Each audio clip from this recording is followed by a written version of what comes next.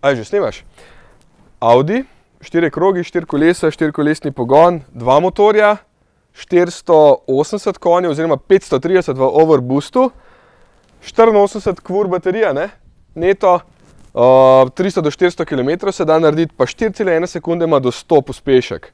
Pa 245 km/h gre, kar je za električen avto kar velik.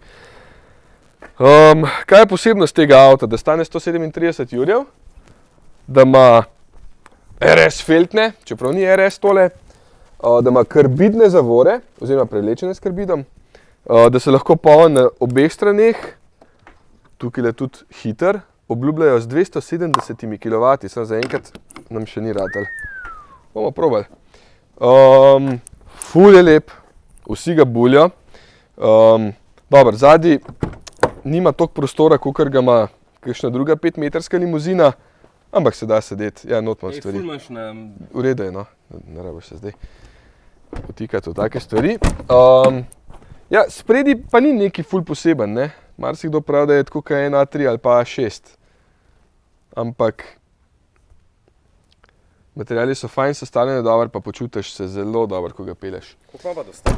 4,1, saj sem že prej rekel, slabo poslušaš. Ne, ušesa sem zamašena. Ja, okej, pa prtljažnik.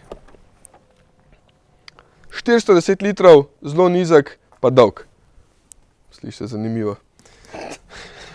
A nima dveh? Ja, še od spreti je eden, ja bi ga rad videl ali kva. Dej. No, dej.